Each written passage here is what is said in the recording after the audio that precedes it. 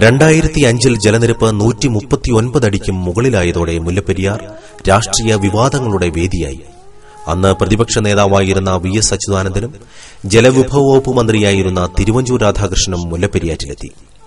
സ്പിൽവേയ്ക്ക് മുമ്പിൽ തമിഴ്നാട് സൃഷ്ടിച്ച തടസ്സങ്ങൾ നീക്കാനുള്ള തീരുമാനങ്ങളുണ്ടായി. ഒരു വർഷം കഴിഞ്ഞപ്പോൾ പ്രതിപക്ഷ നേതാവ് മുഖ്യമന്ത്രിയായി, ജലവിഭവ വകുപ്പ് മന്ത്രി മുൻ മന്ത്രിയുമായി. പെരിയാറിലൂടെ ജലം ഒരുപാടൊഴുകി, കൂടെ വിവാദങ്ങളും. കേരള മാநில மக்களுக்கு, കേരള மாநிலத்திலே வாழுகின்ற சகோதர சகோதரிகளுக்கு நான் தெரிவித்துக் கொள்கிறேன், பகை உணர்ச்சியை வளர்க்க அல்ல, பாச உணர்ச்சி பட்டு போகாமல் பாதுகாப்பதற்காக. മുല്ലപ്പെരിയാറിലെ വെള്ളത്തിന് രാഷ്ട്രീയ തീപിടുത്തമുണ്ടായപ്പോൾ സന്ദർശന പ്രവാഹത്തിന് തുടക്കമായി. വന്നവർ അഭിപ്രായ പ്രകടനങ്ങളുടെ മാധ്യമങ്ങളിൽ നിറഞ്ഞു. പലരുടെയും അഭിപ്രായങ്ങൾ ജനങ്ങളുടെ ഭീതി വർദ്ധിപ്പിക്കുന്നവയായിരുന്നു.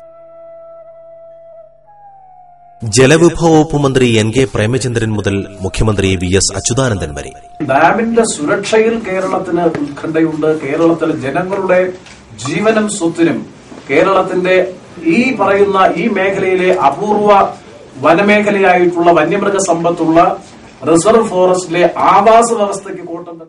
വെള്ളത്തിന്റെ അടി ഉയർത്തലല്ല പരിഹാരമാർഗമെന്നും പ്രശ്നം രണ്ട് സംസ്ഥാനങ്ങൾ തമ്മിൽ ചർച്ച ചെയ്ത് അപകടം ഒഴിവാക്കിക്കൊണ്ട് വെള്ളം കൊടുക്കുന്നതിനുള്ള സംവിധാനം ഉണ്ടാക്കിയാണ് വേണ്ടതുമെന്നുള്ള കേരളത്തിന്റെ കേസ് അവസാനത്തെ സുപ്രീം കോടതി അംഗീകരിച്ച് ഇപ്പോൾ ഉത്തരവിട്ടിരിക്കുകയാണ്.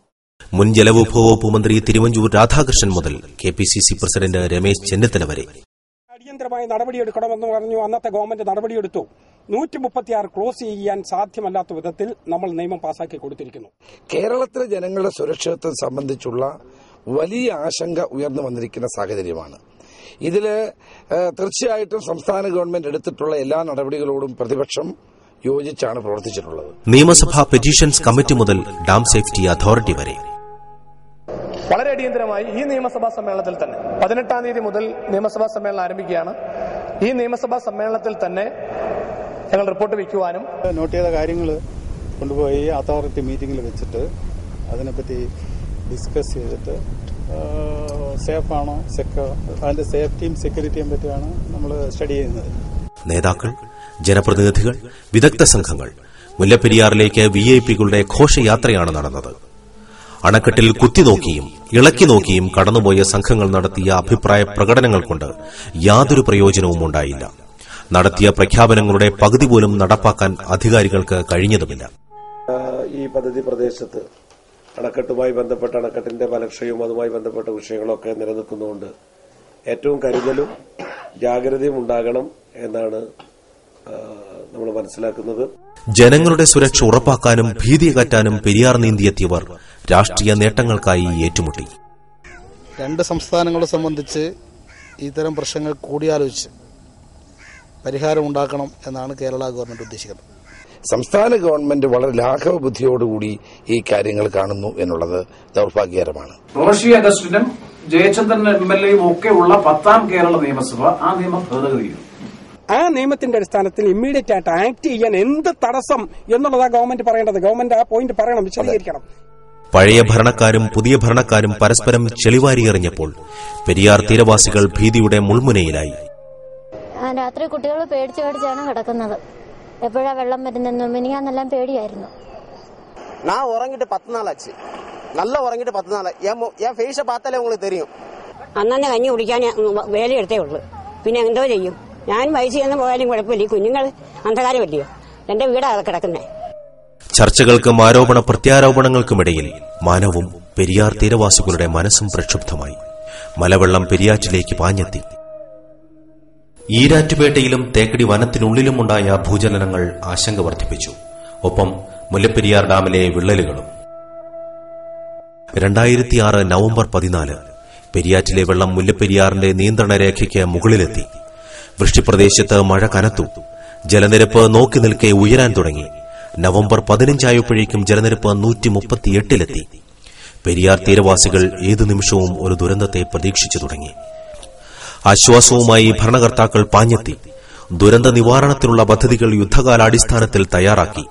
പെരിയാർ തീരത്ത് കൺട്രോൾ റൂമുകൾ, ജനങ്ങൾക്ക് ജാഗ്രതാ നിർദ്ദേശം, ദുരന്ത മുന്നറിയിപ്പ് സംവിധാനങ്ങൾ, ഭരണാധികാരികൾ പോലും ഒരു വൻ ദുരന്തത്തെ നേരിടാൻ ഒരുങ്ങി.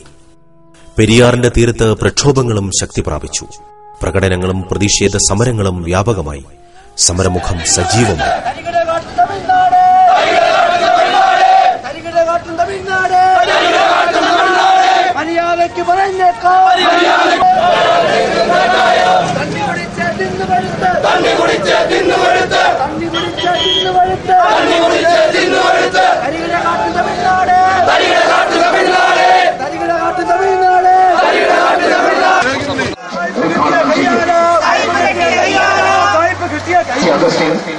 വളരെ ദൂരവ്യാപകമായ പ്രത്യാഘാതങ്ങൾ ഉണ്ടാക്കിയേക്കാവുന്ന ഒരു വിഷയത്തിൽ നമ്മൾ കുറെ വർഷങ്ങളിലായി മനുഷ്യജീവനും സ്വത്തിനും ഭീഷണിയായി തീർന്നിരിക്കുന്ന മുല്ലപ്പെരിയാർ അണക്കെട്ട് പുനർനിർമ്മിച്ച് ജനജീവിതം സംരക്ഷിക്കണമെന്ന മുല്ലപ്പെരിയാർ ഞങ്ങൾ മുന്നോട്ട് വയ്ക്കുന്ന പ്രധാന ആവശ്യങ്ങൾ ജനങ്ങളുടെ ജീവന സ്വത്തിന് സംരക്ഷണം. വിലപ്പെട്ട ജീവൻ അത് നഷ്ടപ്പെടുത്തുവാൻ അവകാശമില്ല ആർക്കും. ഗവൺമെന്റ് കടമയാണ്. ഇത് ഫണ്ടമെന്റൽ റൈറ്റാണ് നമ്മുടെ ഭരണഘടന അനുസരിച്ച്. അതുകൊണ്ട് അതിന് ഈ ഭീതി വർഷങ്ങളായിട്ട് ഭീതിയില്ല. ഈ ഭീതിക്ക് എന്നേക്കുമായിട്ട് ഒരു അവസാനം ഉണ്ടാകണം. ഇതിനിടെ ലാഭക്കൊതി മൂത്ത തമിഴ്നാട് ഇറച്ചിപ്പാലത്തിലൂടെ മുല്ലപ്പെരിയാർ ജലം ചോർത്താൻ തുടങ്ങി. നിമിഷനേരം കൊണ്ട് കൊല്ലം തേനി ദേശീയപാത തകർന്നു. ഗതാഗതം നിലച്ചു. മുല്ലപ്പെരിയാറിലുള്ള ജലത്തിന്റെ 1000-ലൊരംശം പോലും ഇറച്ചിപ്പാലത്തുകൂടി ഒഴുകിയില്ല.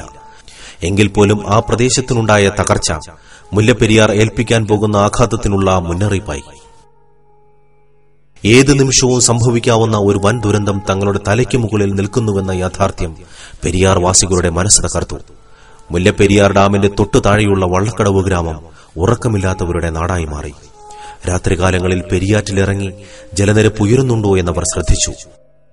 രാത്രിയിൽ ഉറക്കമില്ല. സത്യം പറഞ്ഞ ഇപ്പൊ തന്നെ നിങ്ങൾ നേരി കണ്ടതാണ്. ഇതെല്ലാം അടയാളം വെച്ച് കമ്പ് കുത്തി അടയാളം വെച്ചാണ് വെള്ളം കയറുന്നത്. എങ്ങനെ എന്തോരം കയറുന്നുണ്ട് പേടിച്ചായിരിക്കുന്നത്. എത്രയോ ജനനേതാക്കന്മാർ നമുക്കുണ്ട്. അവരാരും ഒരു വക പോലും ഡാം നിർമ്മിക്കാം അല്ലെങ്കിൽ തമിഴ്നാടിനോട് സംസാരിക്കാം എന്നുള്ളതല്ലാതെ ഞങ്ങൾക്ക് വേണ്ടി സംസാരിക്കാമെന്ന് പറയാനോ അല്ലെങ്കിൽ ഞങ്ങളുടെ ജീവന് എന്തൊരു ഉത്തരം തരാമെന്ന് പറയാനോ മാറ്റിപ്പാർപ്പിക്കാമെന്ന് പറയുന്നു.